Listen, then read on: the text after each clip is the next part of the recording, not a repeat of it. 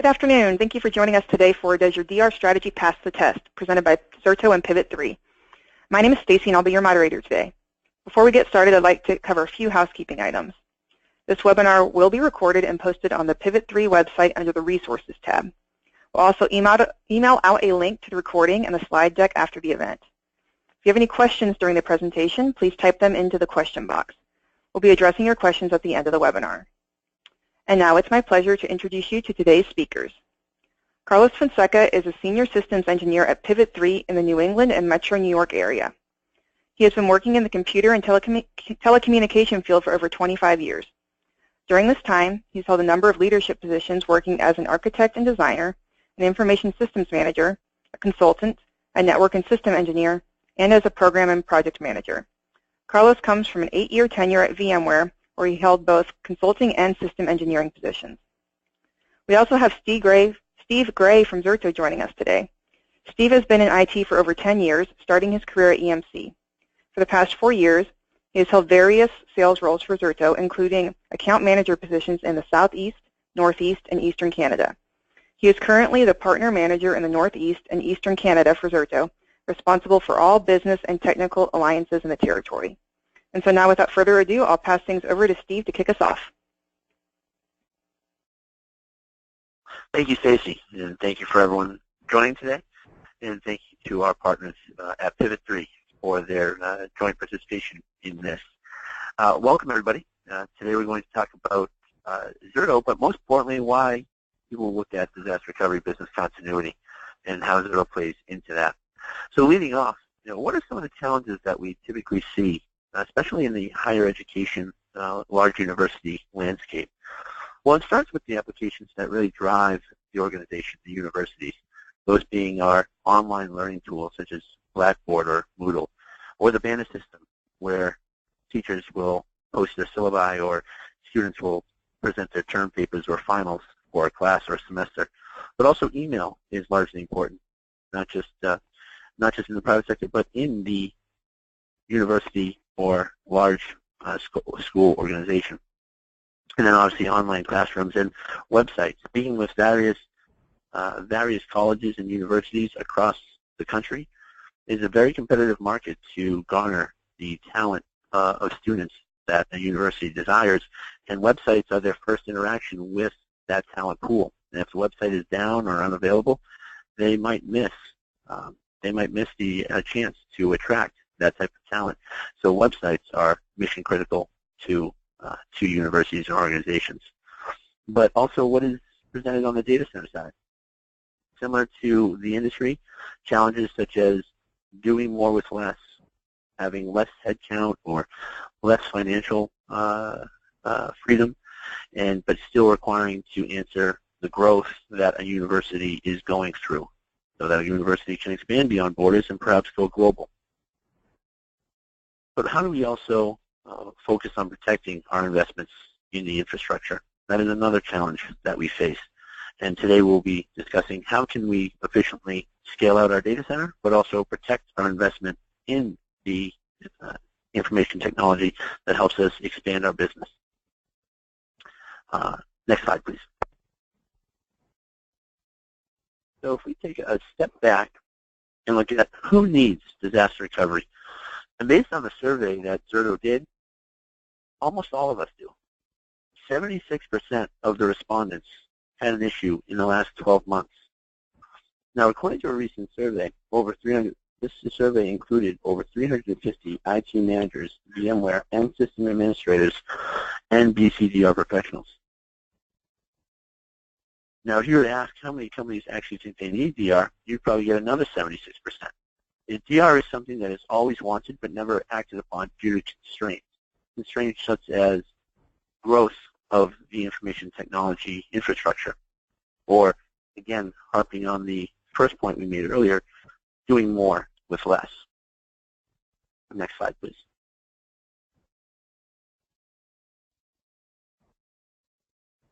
So the question is, now that we know who needs disaster recovery, why do we need disaster recovery? But before we explore the reasons that make DR difficult, it is important to look at why do we need DR? Why do we put ourselves through this long process of evaluating how to rebound from a disaster event?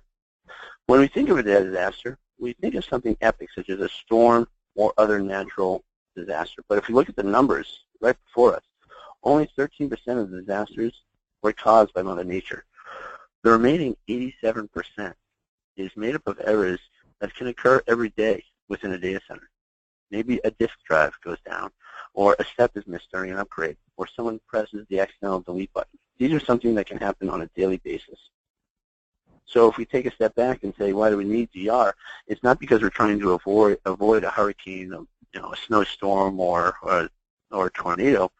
It's usually due to something that can happen on a daily occurrence. And it's important to note here that the power loss, that 31.5% power loss bubble, that's not due to a natural disaster. That's just due to an everyday occurrence that could happen. Next slide, please.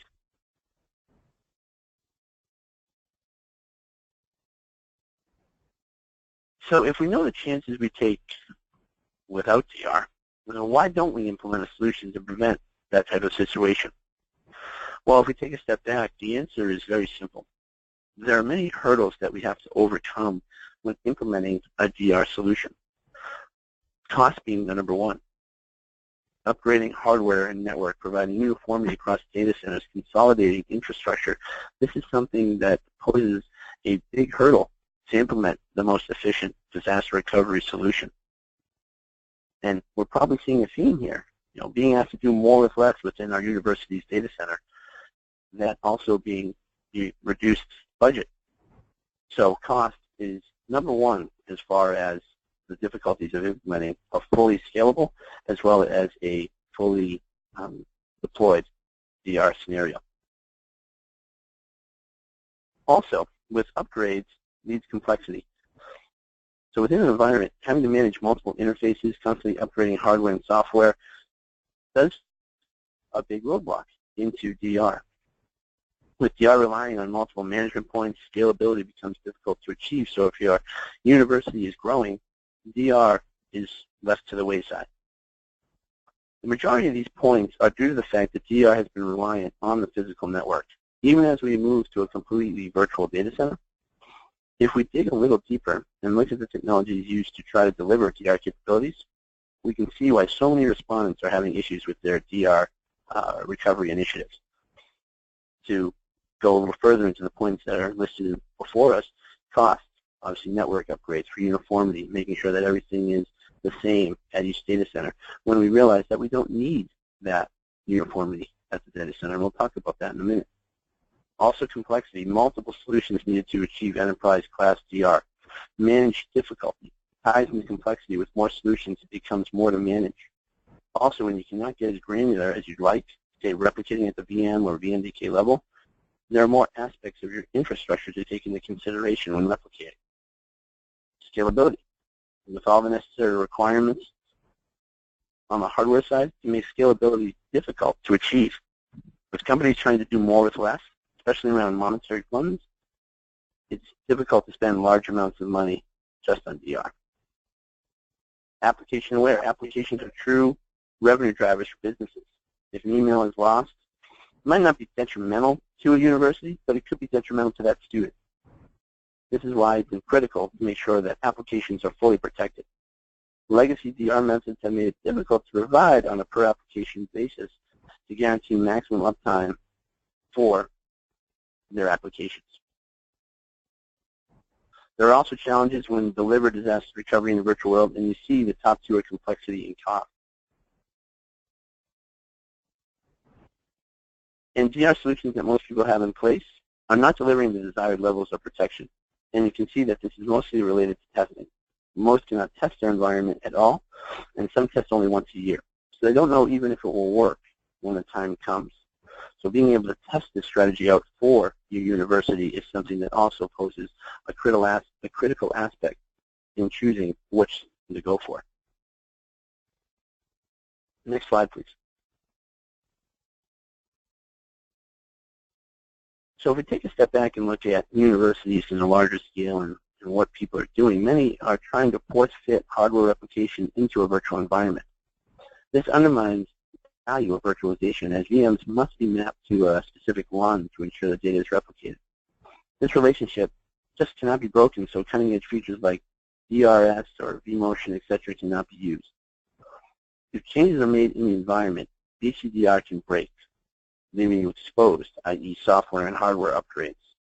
And although there's a lot of manual coordination between the storage and virtualization teams, and although I am sure the virtualization team and storage teams like hanging out, it's quite burdensome for both of them.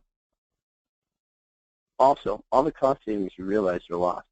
There's more storage and bandwidth being consumed, increasing the total cost of ownership. Next slide, please.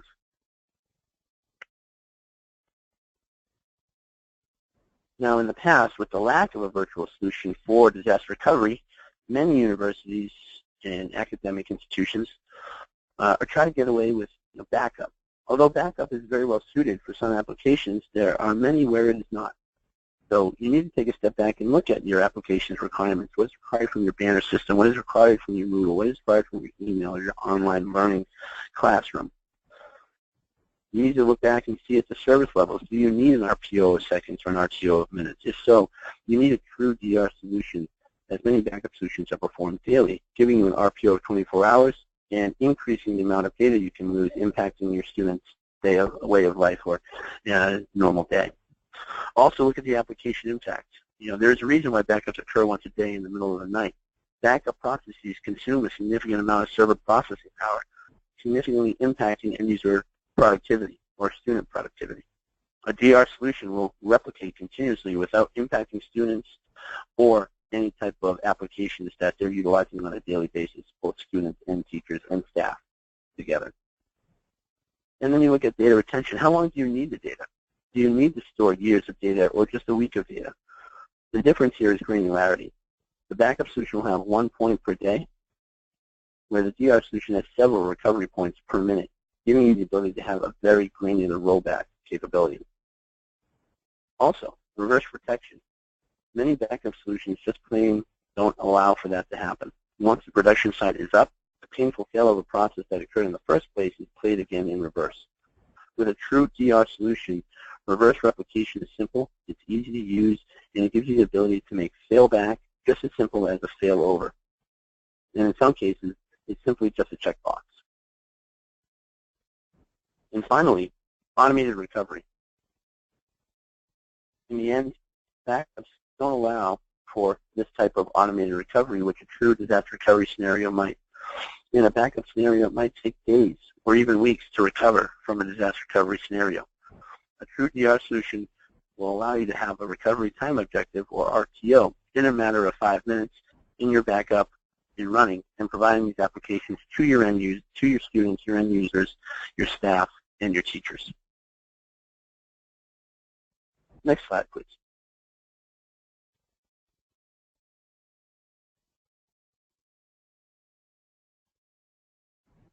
And this leads us into Zerto and what Zerto is providing so that we can handle these challenges that face us on a disaster recovery scenario. Zerto is a hypervisor-based replication recovery software that is designed to be enterprise class in delivering very aggressive RTOs.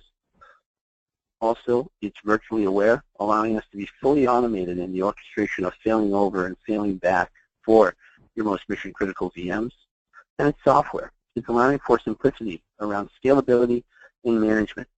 The solution allows for deployment in under 30 minutes and giving you the ability to scale this out accordingly based on what your requirements for the university or academic institution might be. Next slide, please. And with Zerto being all software, that allows for flexibility, giving you the opportunity to utilize the solution in various methods. Perhaps I want to replicate across campus or across the university system.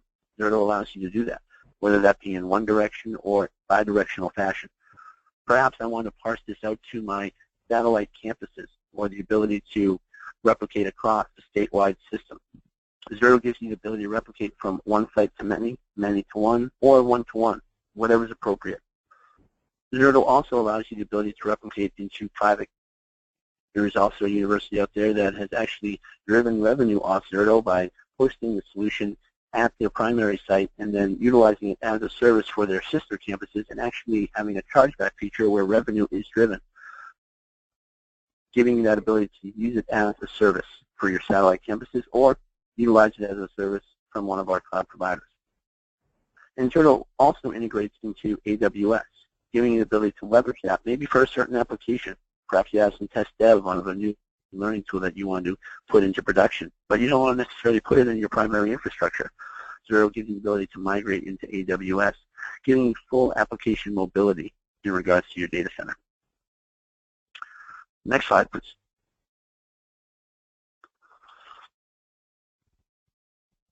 And we're not here to talk about a full product. We want to talk about and educate you on why people look at DR and what are the challenges they face. But we do want to address how Zerto is hitting those challenges head on. And just some basics on how the solution is working. There are only two components with Zerto. There's your Zerto Virtual Manager, and then there's your Virtual Replication Appliance. The Zerto Virtual Manager is your orchestration tool. That is where you'll pick and choose the VMs, run your daily checks. This is where you live and breathe Zerto. So going back to that point earlier where why hasn't DR been accepted, it's because there have been many solutions out there that try to answer different aspects. One solution for automation, one solution for this application, another for this application. Makes it very difficult on reduced headcounts that universities might experience.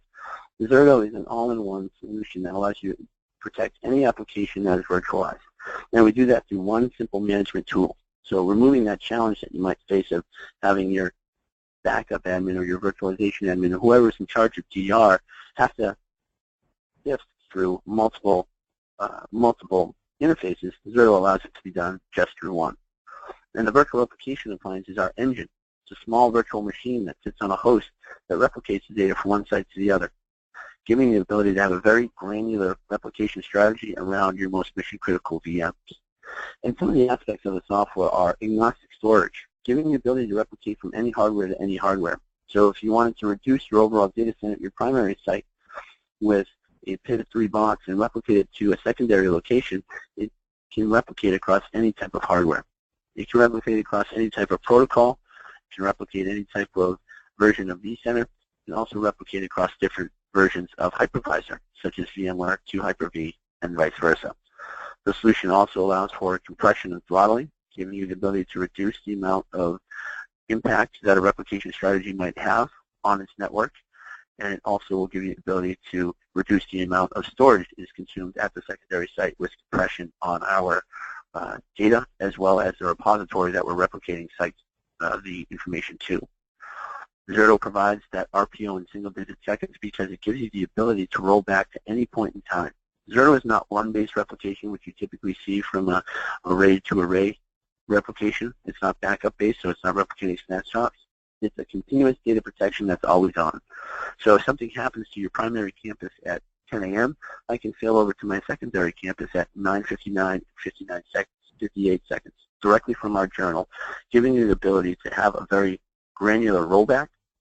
And once that point in time is chosen, Zerto also provides a recovery time in a matter of single-digit minutes, giving you the ability to have that secondary campus up in a matter of 5 to 7 minutes, so that students can get back with their regular day and no class time or study time is impacted.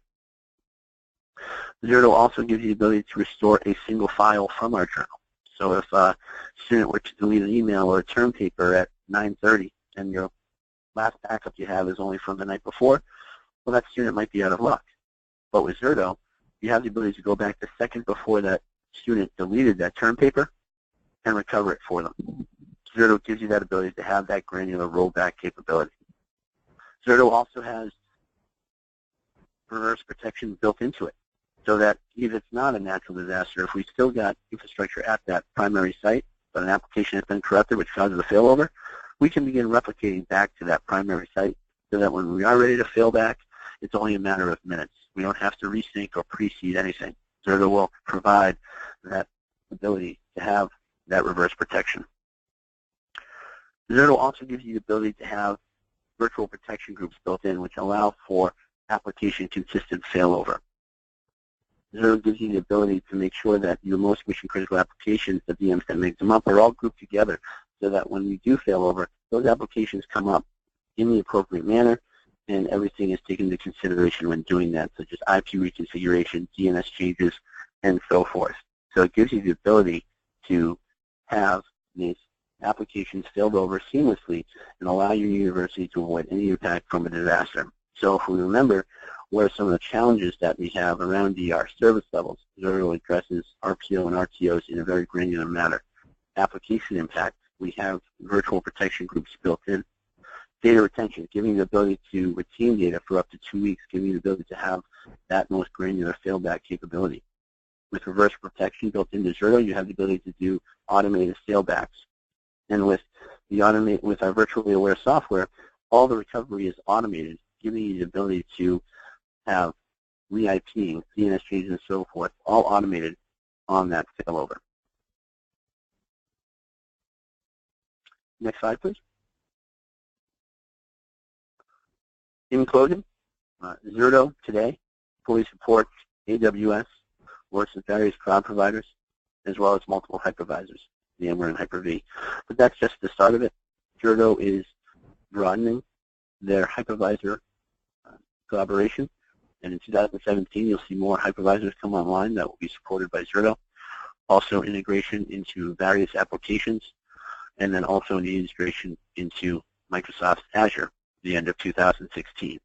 So there's a lot coming down the road from Zerto, and something that we can certainly address with any questions that you might have. At this point, I'm going to turn it over to my colleague, Carlos, for his overview of Pivot3. And thank you for your time today. Thank you, Steve. Appreciate that. Hello, everybody. Again, my name is Carlos Fonseca with Pivot3, and let's jump right into Pivot3's role in DR for higher education.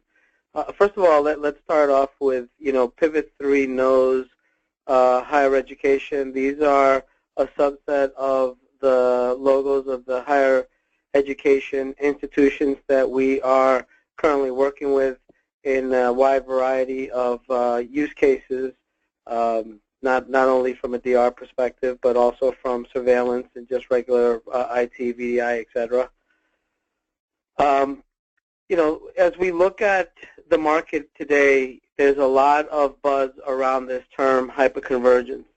And a lot of it is stemming from challenges that, are not necessarily unique to higher education. There are some challenges that are pretty common across all aspects of IT, regardless of industry. But a couple of things that are key these days is simplicity of the technology, the data center. We have to do more with less, and keeping it simple is definitely on the top of a lot of CIOs' minds. And then the economics. Everyone has to deal with the financial aspect of it, and getting the most out of your technology investments as well. It's not just financially, but being able to get every little bit of resources available to you that can be used for your particular workloads. So, hyperconvergence pretty much has stemmed from the fact that the x86 platform has become pretty much the number one piece of hardware that you see in most data centers. With the growth of virtualization, companies have been able to take advantage of a large chunk of the resources that they've purchased to date. Where in the old days, you basically bought purpose-built servers for a particular app that ran at 7%. But with virtualization, shared storage became a necessity. That made the price point increase, and it definitely created complexity in the data center. I think everyone would agree that with virtualization, the most compelling economics are around a single server with virtualization. You're going to get the most performance. It's going to be the less expensive. It's going to be the easiest to manage from a per-server perspective. But unfortunately, for virtualization to really work and be operationally viable in an organization, you need that shared storage component to allow the operation gains that come with virtualization. Hyperconvergence basically takes that single node footprint and it basically wraps the compute and the storage into that single appliance footprint, allowing you to scale on demand, build for your needs, and minimizes the complications around designing infrastructure and operationalizing it, managing it on a day-to-day basis. Pivot3 is very unique in the sense that as a hyperconvergence company, we have a very unique architecture. We have been around. We incorporated in 2002. We released the first software-defined storage array in 2005 and the first hyperconvergence appliance in 2007. We have a lot of firsts in terms of a company. We are the first reference architecture for a lot of workloads like VDI in the data center, and in particular, we were the first DR reference architecture that came to market in hyperconvergence. So, so you know, things. We always try to bucketize things. It helps tell a story. It helps help explain why something makes sense.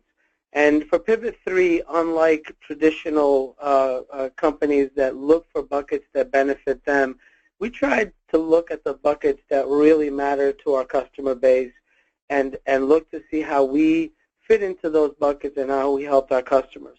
Performance, like I said, is very important. You need something that will run your application. Steve started off with a bunch of applications in higher education that were critical. Higher education runs for a very long amount of hours through a day. You cannot afford to have points in time throughout the day where you do not have the performance required to run the applications that you need and deal with the demands of all the students that may or may not be around at any particular time. Calculated capacity, planning. It's important to know what you're buying, what you have, what you can use. Predictable resiliency. The presentation is about DR and the way that we would plan and implement a site-to-site DR plan.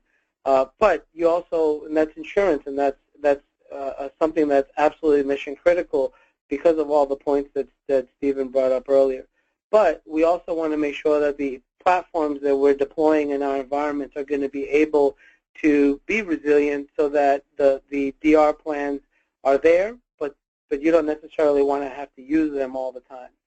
Operational simplicity is key to everybody, and in higher education, it is definitely key to minimize the complexity so that the systems that you have can be maintained and be operationally ready with the least amount of complexity possible. And then you need scale, because at any given point, things can change. And it requires you to be able to grow and change with that. So let's look at the performance aspect of hyperconvergence and Pivot3 for a second, and how it ties to DR. We have a very unique approach to how we do hyperconvergence, and that basically allows our platform to be very efficient for your infrastructure needs. And when it comes to DR, part of DR is your recovery time objective, which is how long it's going to take you to bring things up, and the ability to ingest data because you're replicating files or virtual machines from one location to another. Pivot3's global HCI approach, our converged infrastructure in terms of all of the resources that are available to you, allow that DR site to not only be a powerful platform to run your applications in the event of an outage, but it also provides that some needed feature functionality around being able to ingest your data to that site and being able to run tests while you're still ingesting data to that site so that you can test your DR plan and make sure that if you ever needed to use it, it would be your DR site is actually running and working the way that you intended it to. Pivot3 has had third-party companies conduct tests head-to-head against us and both legacy technology as well as other hyper-converged players.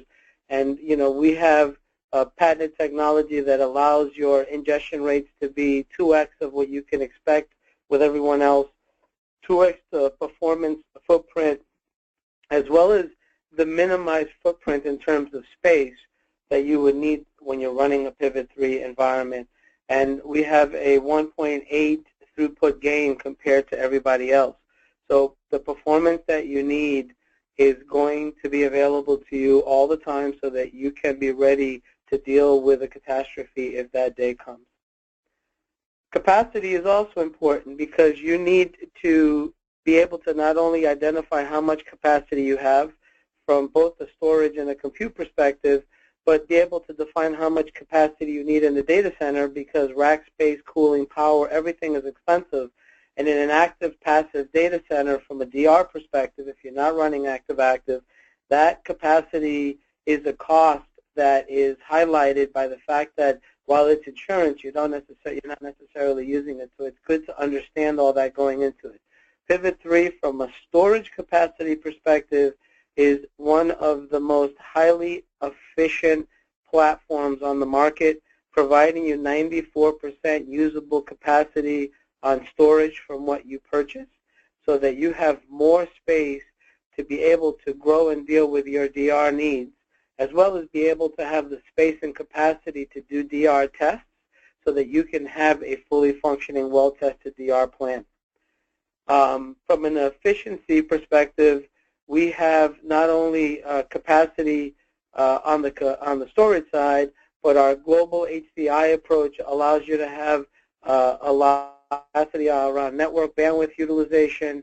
Our scalar ratio coding patented approach to how we build our platform allows you to have a more efficient amount of writes so that you can keep there's another concept, RPO, which is how much data you may lose from the time you have a disaster based on replication to when your last full set of data copied is.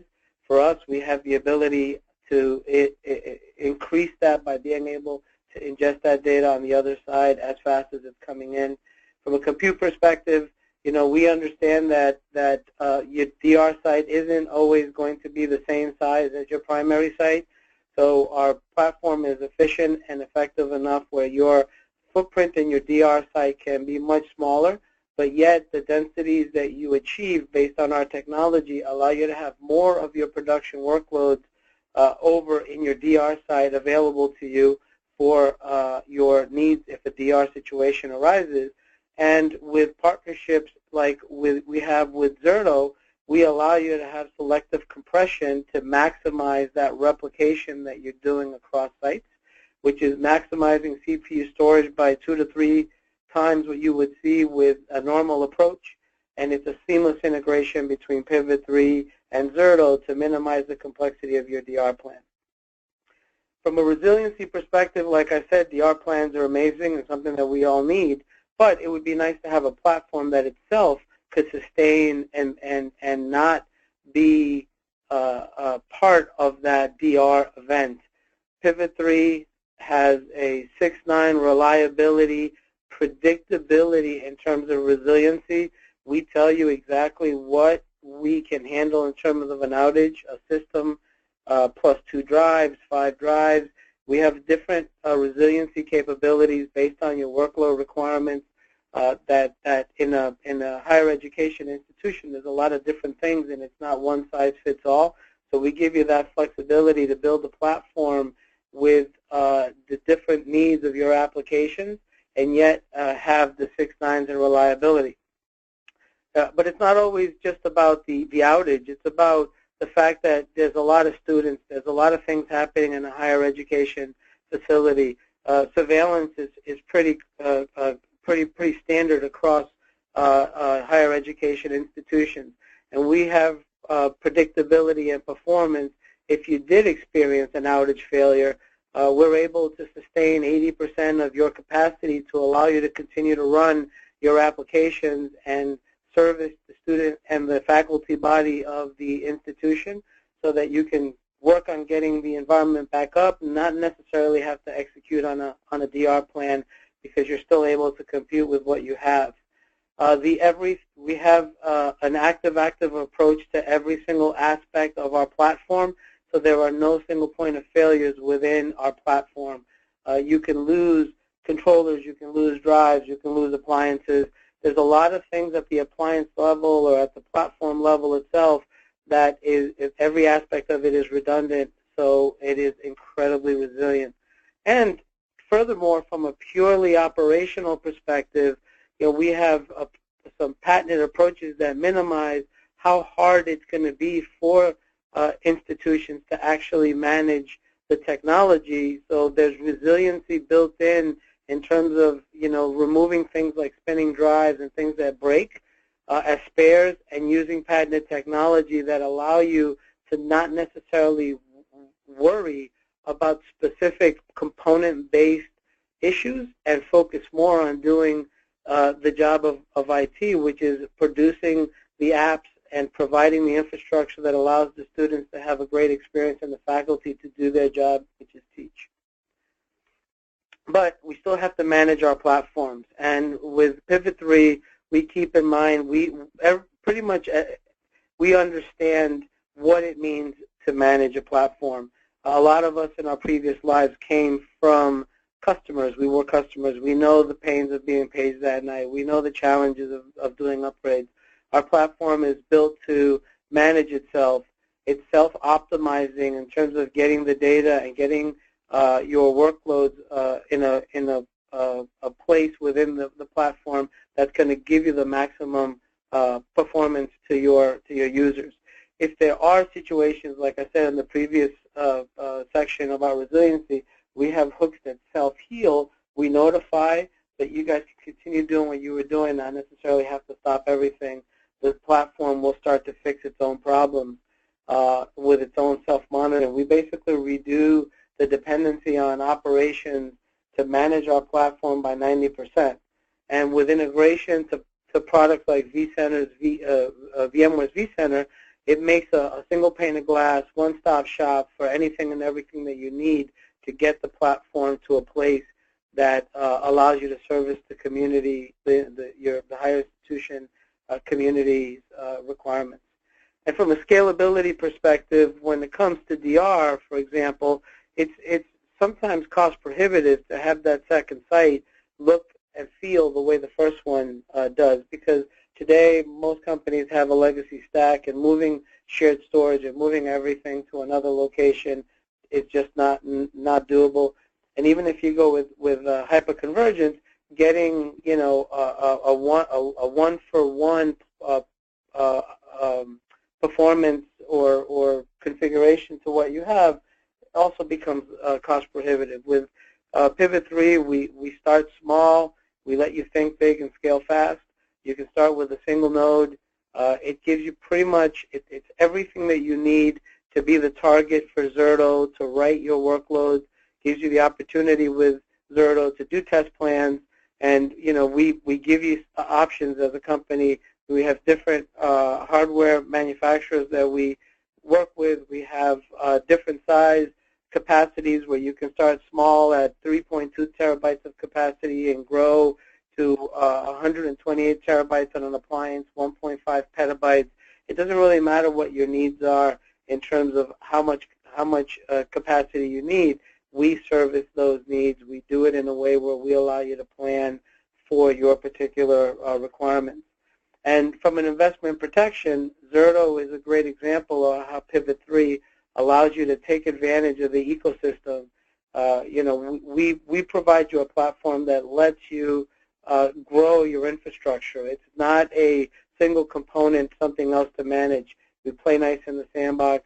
We allow that DR site, if you choose, to become active and increase the capabilities of your organization and what you provide back to your end users by providing services outside of just the Pivot3 platform, but providing it to your existing infrastructure, as well as we can tie into your existing infrastructure to truly be a platform that lets you slowly change and grow to the new world order, which is what we believe hyperconvergence is what's going to dominate the data center. So we give you the opportunity to slowly get there.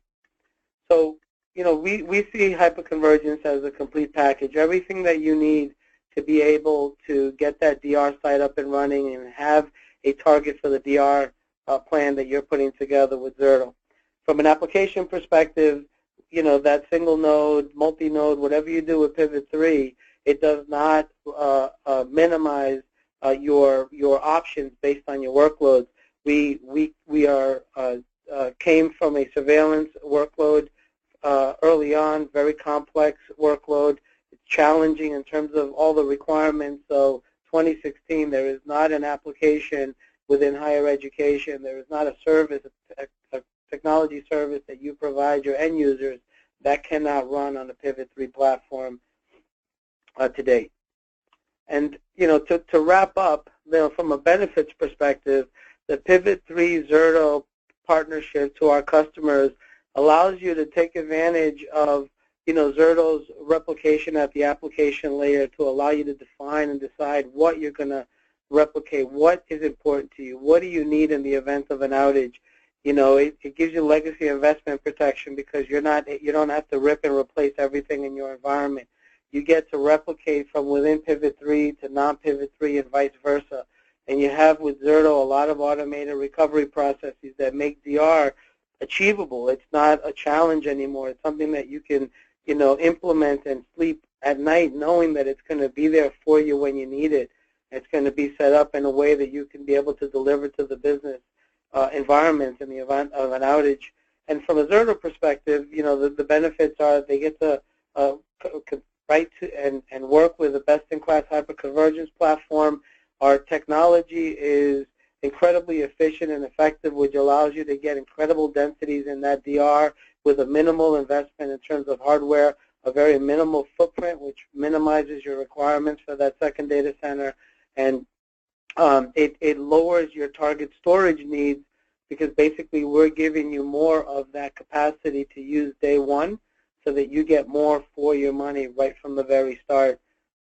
The customers basically get to decide what they need replicated and what's important to them. So with that, I thank you for your time, and I turn the presentation back to Stacy. Both Carlos and Steve, that was a great presentation. We are running low on time, but we do have a few minutes left for some Q&A. So Steve, I will direct the first question to you. Somebody has asked, how does Zerto differ from SRM? Yeah, great question. Really, SRM is only one half of Zerto. If you recall the brief architecture slide we did, the Zerto Virtual Manager is your orchestration layer. That provides the same capabilities and beyond of what SRM will give you. SRM still needs a replication engine such as vSphere or array-based replication, as opposed to Zerto, which is all-in-one and completely software. Okay. Another one for you, Steve, is does Zerto support failback? It does, yep. As we talked about, one of the challenges that a DR solution will face and why DR is so hard to implement is that there is no failback or no smooth failback capability. Zerto fully supports that and gives you the ability to make a very seamless transition coming back to your primary data center. Great. Carlos, this next question is for you. And the question was asked, it sounds like Pivot3 has a bunch of redundancy features. Does this make the platform difficult to manage? No. Like I mentioned earlier, Pivot3 has taken great pride to build a lot of automation into the platform, minimizing the requirements of IT to manage the platform, but still deliver that high level of resiliency, while at the same time giving you the flexibility to shut off some of that automation and take control of the platform if you feel from an enterprise perspective that you needed to make changes and you wanted to control those changes. On one side, we give you that flexibility. On the other side, we give you full automation to minimize the operational requirements of the platform and still achieve that high level of resiliency. Okay, and then another question for you, Carlos, is what is the smallest number of servers we can start with Pivot3? One. You can start with one and grow from there. Everything you need to build a DR target location can be achieved with a single node. Great. Steve, this one's for you, and it's a question about licensing. How is Zerto licensed? Yeah, great question. It's licensed simply on the number of VMs you want to protect. No other factors such as size, sockets, CPUs, hosts come into consideration. Just the number of VMs you'd like to protect. Okay. Carlos, somebody has asked about replication versus scalar erasure coding. Can you talk a little bit more about that? I know you talked about it a bit in the presentation. Yeah, so usually the question in the context, I'm assuming, has to do with platform-specific resiliency. There's a couple of different ways to achieve that. One is through replication, where you're making copies of the data in the event that one appliance goes down. For example, the data that was on that appliance, you have a copy of it someplace else. Scalar erasure coding is based on an algorithm that lets you recover bits in the event of a loss, and it distributes the writes across the platform. So we gain our resiliency and our protection at the platform level by being able to understand what data is where. We use the term global data locality. We understand where the data on our platform is, and we account for the ability to have capacity to deal with a node that's lost. So in the event of an outage, if a node goes down, we know what data was on that node, and we're able to recover the lost bits and reproduce them on the existing nodes that are still up.